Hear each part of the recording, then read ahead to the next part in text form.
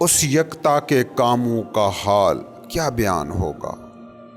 یہ جو میں کہہ رہا ہوں یہ تو بس بقدر ضرورت ہے۔ کبھی اس کا جلوہ یوں ہے تو کبھی اس کے برعکس۔ مذہب کا کام اس حیرت کے بنا ہوتا ہی نہیں۔ اہل حق یوں حیران نہیں کہ حیرت کی طرف ان کی پشت ہو، وہ تو حیران ہیں حقیقت کو روبرو دیکھ کر اور اسی حیرت میں مست ہیں۔ اس کا رخ جب دوست کی طرف ہوتا ہے تو اس کا رخ اور دوست کا رخ ایک ہی ہو جاتا ہے۔ تو ہر رخ کو دیکھ اور پاس ادب رکھ، کون جانے کہ اسی پاس ادب سے تو خود اہل معرفت بن جائے۔ یہ تھے آج کی ایپیسوڈ میں شامل اشعار اور ان کا بامحاورہ ترجمہ۔ اب ہم چلتے ہیں ان اشعار کی وضاحت کی طرف۔ مولانا رومی نے گزشتہ اشعار میں اس حقیقت کو واضح کرنے کی کوشش کی تھی کہ اللہ والے اور دنیا داروں کے درمیان جو فرق ہے اس کی حکمت کیا ہے۔ فقیر تباہ حال لگتا ہے، اجڑا ہوا لگتا ہے، مگر اس کا حال وہی ہوتا ہے جو کھیت کا تب ہوتا ہے جب اسے فصل بونے کے لیے تیار کیا جا رہا ہو، اس میں ہل چلایا جا رہا ہو۔ وہ جو کاشتکاری کو نہیں جانتا وہ دیکھے تو یہی کہے گا کہ زمین کو دکھ پہنچایا جا رہا ہے، مگر کسان جانتا ہے کہ یہ ہل چلے گا تو ہی اس میں نئی فصل اگنے کا امکان پیدا ہو پائے گا۔ فقیروں کی فزیکل حالت کو دیکھ کر دنیا والے ہمیشہ یہی کہتے رہے ہیں، ان کی حالت تو دیکھو اور ان کی باتیں سنو۔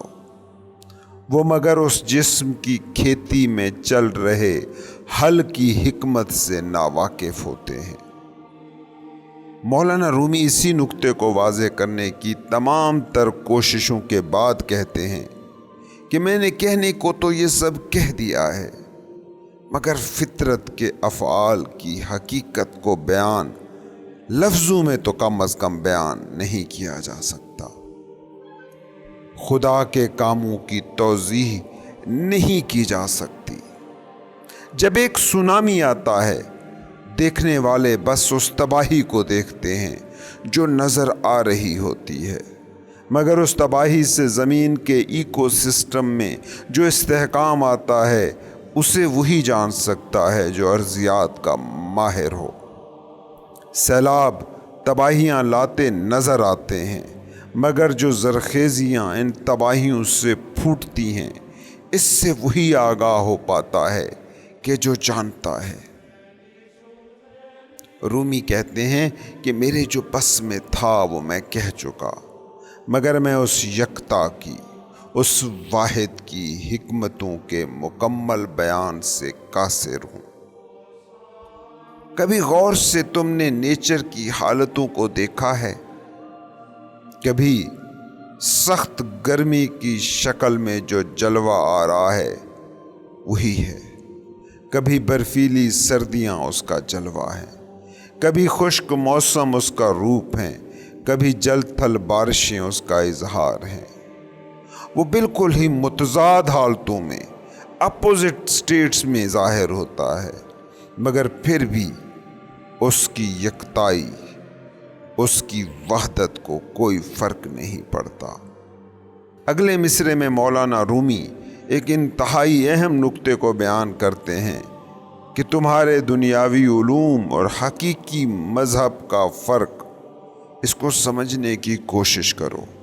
تمہارے حواس کا علم دماغ کی دنیا طے کرتی ہے، وہ دنیا کے جس میں ہر حالت کا ایک فکسڈ نام ہے، ایک لیبل ہے۔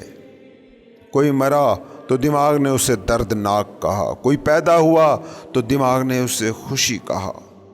اس بات کو سمجھو کہ جس بھی شے کا علم تمہیں پہلے سے ہو، جس بھی کیفیت کا نام لیبل تمہارے پاس آلریڈی موجود ہو، اس کے حوالے سے تمہاری حیرت مر جاتی ہے۔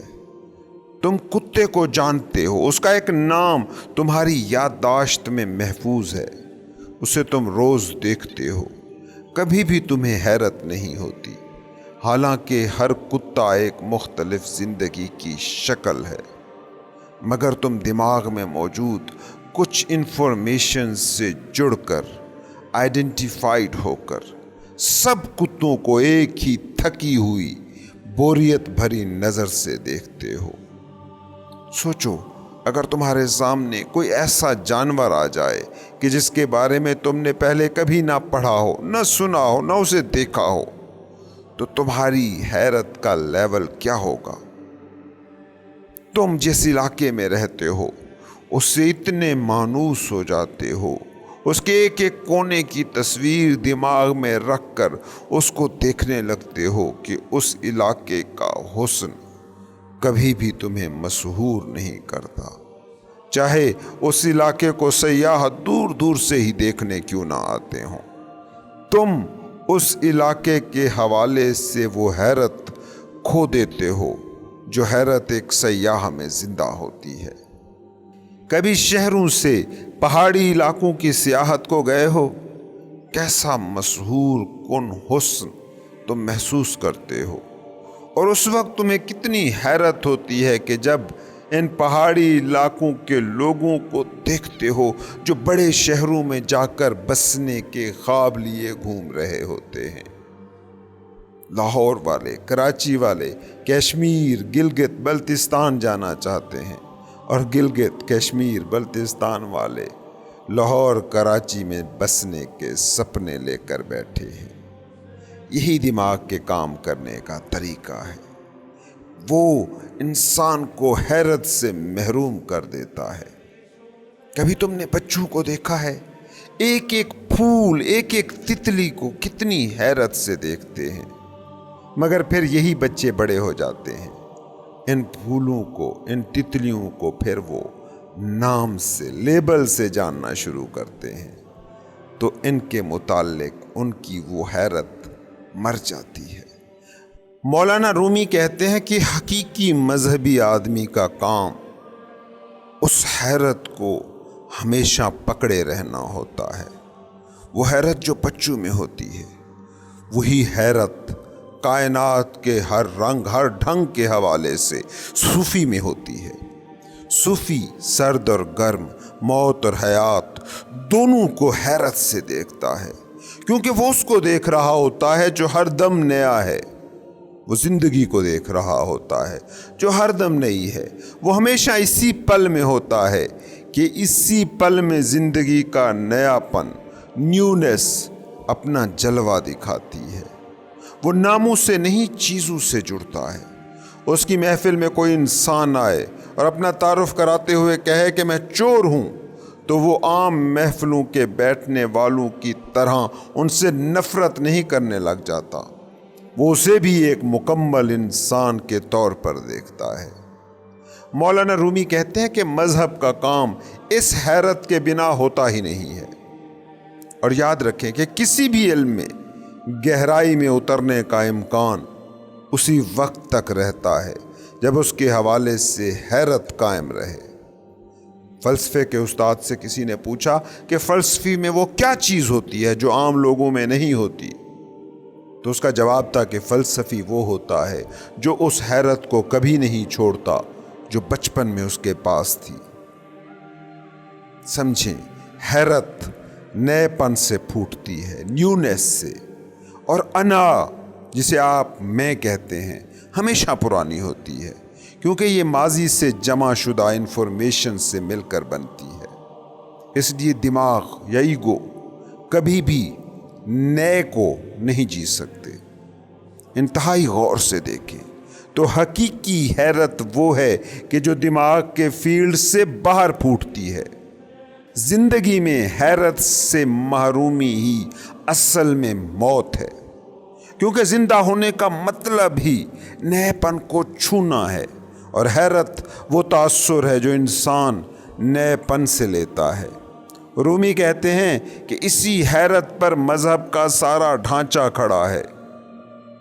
ایک مذہب وہ ہے جو تمہاری انا نے ایک تصور کے طور پر پکڑ رکھا ہے، جو تمہیں ورثے میں ملا ہے، ارد گرد سے، ماں باپ سے، فیملی سے سن کر تم نے پالا ہے۔ لیکن حقیقی مذہب یہ ہے کہ تم اس پل میں، زندگی کی شکل میں، خدا نے جو اپنا اظہار کیا ہے اسے دیکھ لو۔ اس پل میں زندگی ہمیشہ نئی ہوتی ہے۔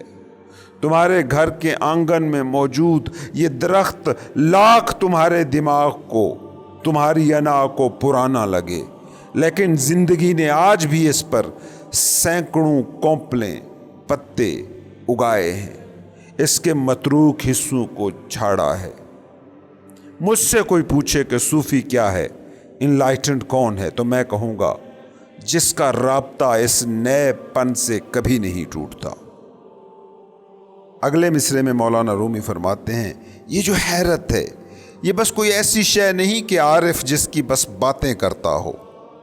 یہ حیرت اس کے مائنڈ کا کوئی ایکٹ نہیں ہوتا، بلکہ وہ اس حیرت کے سمندر میں خود غوطہ زن ہوتا ہے۔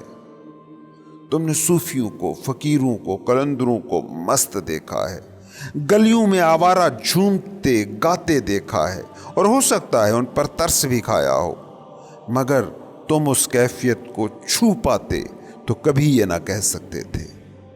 صوفی جس حیرت کا مست ہے، اس حیرت کا نام ہے خدا۔ خدا کیا ہے؟ زندگی۔ زندگی کیا ہے؟ خدا کا اس پل میں ہوا اظہار۔ عارف کی کل زندگی یہ پل ہو جاتی ہے، یعنی اس کا رخ خدا کی طرف ہوتا ہے۔ اور رومی کہتے ہیں کہ جس کا رخ دوست کی طرف ہو تو اس کا رخ اور دوست کا رخ ایک ہی ہو جاتا ہے۔ رومی کہتے ہیں کہ فقیر، اللہ والے، صوفی ہزار رنگ میں تمہیں ملیں گے، ان کو کسی خاص رنگ میں پہچاننے کی کوشش نہ کرنا، جو بھی رنگ ملے اس کا ادب کرنا، کیونکہ کون جانے کہ اس پاس سے ادب سے تو بھی اہل معرفت ہو جائے۔